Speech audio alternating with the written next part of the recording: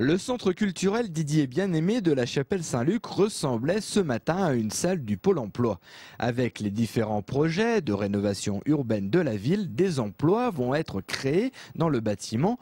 Pour le maire, proposer des emplois à ses administrés, c'est retrouver une autonomie. Le fait de pouvoir employer des personnes qui ne travaillent pas aujourd'hui sur ces chantiers pour leur permettre de retrouver évidemment les moyens de vivre, mais aussi de la dignité, éventuellement une formation pour qu'ils puissent ensuite voler de leurs propres ailes. Tous les chefs d'entreprise présents à ce rendez-vous s'accordent à dire que les chapelains des quartiers sensibles sont des candidats à l'embauche comme les autres.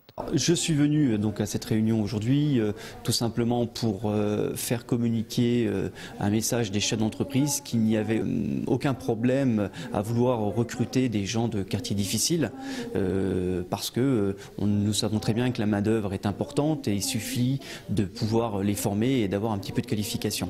Parmi les demandeurs d'emploi convoqués à cette réunion, certains ont mis leur expérience en avant. Ils ont déjà une formation dans le bâtiment, c'est le cas de Laetitia. Il s'avère que je travaille, j'ai appris à peindre, à poser du papier peint, tout ça. Donc je me débrouille pas mal de ce côté-là. Ensuite, si je peux commencer à travailler avec eux et qu'ils voient que j'ai un potentiel quand même dans les mains, par ensuite avoir un travail en 35 heures ou même en 39 heures comme ils ont dit, moi ça ne me poserait pas de problème. Voire apprendre plus par la suite, je le ferai. 5 ans de travaux sont prévus, 5 années où le chômage va diminuer à la Chapelle.